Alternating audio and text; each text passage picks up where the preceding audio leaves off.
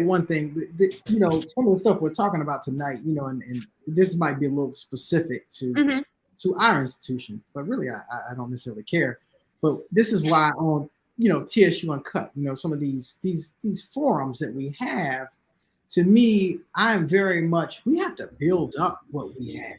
And there's flaws, okay, but we have to build up and encourage that which we have, because in those forums are also students sometimes, or potential students' parents. And so we got to make sure that we say the positives. There are going to be negatives to any institution in the world.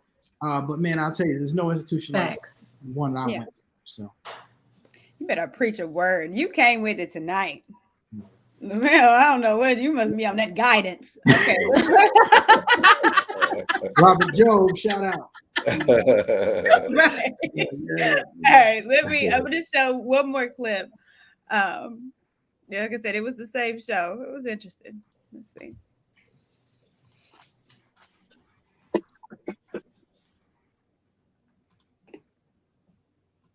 Now I'm gonna give you another real life experience. So I'm gonna knock this upside the head, right? Don't do it like yes, I'm fit to. I was in Army ROT instructor for University of North Carolina and for a North Carolina A&T, right? It was no comparing the two. Half of my students that was in ROTC freshmen, before they made it to their junior year, they got pregnant. So now if you want to get into the real, we can get into the real. And then the thing about this is that if you go to UNC, it's just that they just had a different level of responsibility because of they tribe held them to a different standard than North Carolina A&T. It was no tribe. So not just pregnancy rate, the party was, I don't understand how these kids did it, but they partied. And I'm going to give you another example. They partied and they was having orgies, unprotected sex on both ends. And only one end came out with kids. So like I said, that Black experience got a lot of daggers to come with it. And I don't want my son in it. It is a subpar environment. Well, it definitely is not. Being that I graduated from an HBCU and I didn't get pregnant and I wasn't in orgies and I don't know anyone that was in orgies in an HBCU. So it's not subpar. Matter of fact, the men that I know, the women that I know that are doctors and lawyers also graduated from HBCU. As a matter of fact, the majority of Black people, the majority of oh my God, that are Black, the majority of lawyers, Black, come from HBCUs. So HBCUs are actually amazing for Black people that go because they are the ones that are pushing out doctors, lawyers. But are y'all discounting what his experience, what he just said? But that's his experience. That's not my experience. So we can fight on experience. Hey, Chicago Rilla is all of us right now. Discounting his experience just because y'all went to HBCUs. Because two things can be true at the same time. No, you're absolutely right. No, we're not. We're just giving our experience as well. I'm just pushing back on the subpar. I'm not going to accept that. That's but see, y'all get his experience. Like y'all whatever it can be, he can do whatever he wants with his son. But what I'm not going to do is accept you saying that HBCUs are subpar. I'm not going to. It's not about a sample. But do you understand what he's saying? I mean, listen, the one thing that Kay has brought to this show, and I will give her the utmost. No, we'll stop it right there. And that's not the first time that I heard that HBCUs are just known as party schools, but I've never heard that we're known for orgies and being pregnant and popping out, baby. But this is, again. Listen. I ended up at TSU. I'm going to be completely transparent. Went with a full scholarship. I failed out of UT. Okay. Clearly, I wasn't stupid. I got a full scholarship. I failed out of UT. Do you know why I failed out of UT? I wasn't having orgies, but I was partying. Be like orgies? Okay. I was partying. I went to UT. I was 17. I had the time of my life. Okay. Now, I wasn't having party orgies, but let me tell you, the white girls next door in the dorm, the stories I could tell you about Mitzi and the Tri-Deltas, don't even get me started. Okay. They was doing things I never even heard of at 17 years old. I can believe it. I was like, oh, girl, you nasty. Like, I didn't know what was happening. Okay. They were bug wild. Okay. Do you hear me? Mm-hmm. Bug wild. Okay. And I had to come home. I went to TSU. Okay. Now, did we party? Yes. Okay. But I just think that's part of the college experience too. But also, my friends were different too. They were a lot like me. We partied, but we pumped each other brakes like, girl, we got class. Let's go. We're done. Like, we still kind of we kept each other in check, and we kept each other accountable because we had goals. So what he's talking about, it was completely opposite from what I saw and experienced. Yeah, I mean, like from what I know, it's anecdotal, but like for PWIs, like I know people personally who are in AA to this day because in school, like when they graduated, they this one chick I met, black chick, she went to PWI and she when she was about to graduate senior week when they going up to like finals and they get ready to be done, she took every drug in the book. Like her and her friend taking every drug you could think of. Like, not even talking about just marijuana, drinking alcohol, I'm talking about smoking crack, heroin, LSD, meth. They did it all. And I was with her with some other friend. They was talking about it, and she like that's how she ended up AA. Because then afterwards she kept like dibbling dabbling in crack. I'm like, crack? Like y'all niggas was smoking crack? And at this school, graduating with a degree, like it's nuts. But what I want to say is, really, to be honest, that's neither here nor there when we talking about college, because that has to do with you, your upbringing, who you are, your parents, your tribe, your culture, and your environment. That ain't got nothing to do with the college. Like he's talking like colleges are supposed to parent the kids.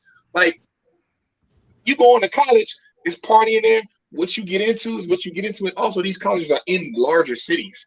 So it's not like you trapped on the college. You can't leave the campus and can't be in the city where you are.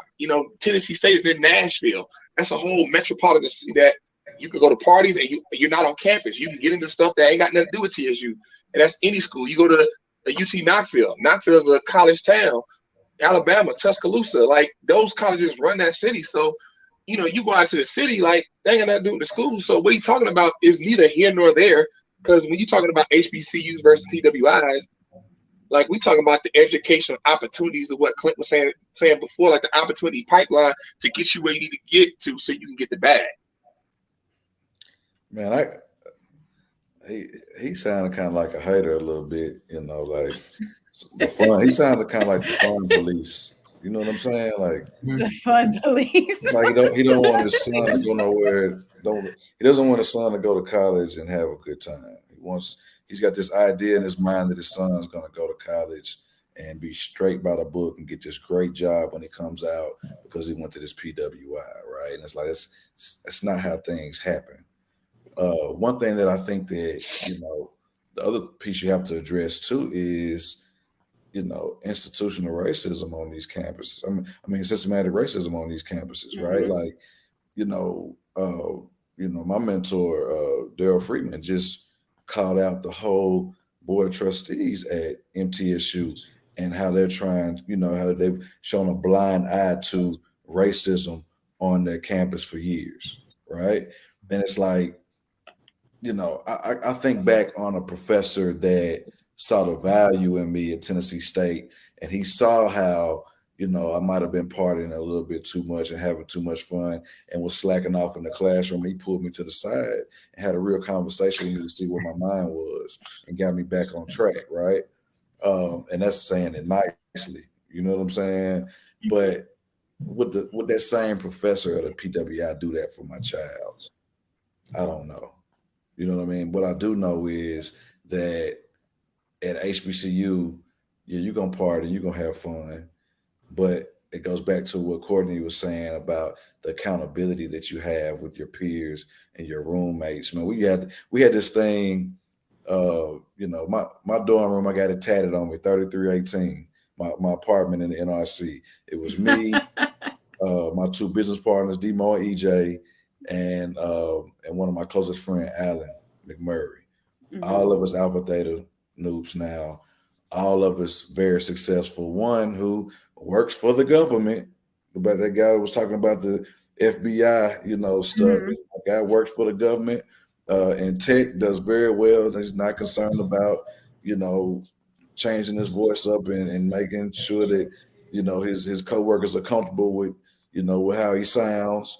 But we used to have this thing where, we went to party the next day, like we knew each other's schedules, right? We knew your class schedule because it was just repetition. You were gone this time during the day. So if I walked past your room on campus, in our apartment on campus, and I saw you were there at 8:00, on a Thursday, I'm saying, 8:00 in the morning on Thursday, and I knew you had class, I'm fucking with you. Hey man, like you throwing it all away. We had to say, like, man, throwing it all away. So as I'm walking out the door, and I know you heard me, and that made you get your ass up, what I'm saying, and take and go to class. And like, at HBCU, man, your friends, your peers, your fraternity, sorority, brothers and sisters, like you hold each other accountable. So yeah, you're gonna have fun, but you learn how to manage that fun because if you don't, then you ain't gonna be able to manage it once you graduate. So I just feel like a lot of people make statements about HBCUs. They have no knowledge about the experience whatsoever, and they're some of the loudest to do it. And I think that's what gives us a bad rap a lot of times. Yeah, I agree. Like I said, that show was interesting. The couple of shows that I showed. Was that all from the same show? All three clips? No, there was one clip from another one, and then two. And actually, let me pull somebody up because he was on one of the shows. My big bro, what up, Rilla? Rilla. Man, Rilla was stressed on man. that. You was like, man, I don't even want to engage this shit. Yo, did you peep that? Yes. I appreciate it. I see the Hillman. I see the Hillman. It came through when you was in that top. Listen, he was over it. I had to apologize to court because I was like, yo, I know I would have wanted to say something, but I felt it was more important for people who are from those HBCUs who have that experience, and ladies were doing their thing, and there's no shot at nobody else, but my time in Atlanta, one of the first things I did was I spent a lot of time on that AUC campus, fam. I feel like I'm an honorary Panther from Clark, Atlanta. You know what I'm saying? So it was insane for me to see. Y'all have no idea what it's like for a nappy-headed simp beta male from south side of Chicago to come to that Clark Atlanta campus and see a different world. You looking at Dwayne Wayne, Whitley Gilbert, Denise Huxtable. You understand what I'm saying? You looking at Freddie like in real life. Not Denise now, Oh Denise. yeah, Denise Huxtable was there. You dig what I'm saying? and here's the other thing that I don't think people realize. I think is it Clint? I think you were just speaking to the networking piece. Here's something that I don't think people realize in Atlanta in particular. When you look at because Clark Atlanta primarily is known for like entertainment and communications. When you look at the alumni that's came out of there, some of the most famous music executives behind the scenes have come out of Clark Atlanta and are killing it and have been killing it for decades.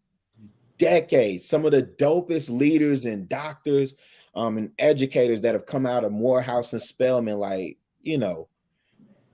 anyway. I really just wanted to pull up and say, what up, Court? I had to come on now. I see you with the Hillman. Listen, I got colors too. I got options. I just wanted to pull up and salute. All right. Thank you, big bro. I appreciate you.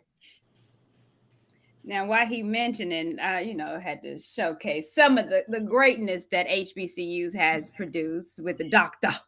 Reverend Martin Luther King, Samuel L. Jackson. We have Langston Hughes. Of course, some of the schools are there on there where they graduated from: Morehouse, Lincoln University. What we got? So it's Booker T. Washington, Nikki Giovanni, shout out Fisk University. There you go, Lavelle. We got Ralph Ellingson. Chadwick Bowman, rest in peace. Thurgood Marshall, rest in peace. Felicia Rashad. Come on, David Banner. Keenan Ivory Wayans, I see you. Rest in peace. John Lewis. We have so many prominent. Now, this is my TSU page. Let's see Tennessee State. This is my TSU page, Let's baby. see Tennessee State. We number 21 trumps them all. Yeah, because our show was like, yeah, right. Come on, Come on now. Y'all see, I put little G. That's little Gary from Silk. Yeah. There's a meeting in my bedroom. Yes, little G. That's TSU right there. Wilma Rudolph and Maurice Wright. Well, y'all know that's Earth, Wind, and Fire. So, I mean, this is just a small amount of prominent leaders, actors that has came out of HBCU. So, again, please tell me where it's subpar.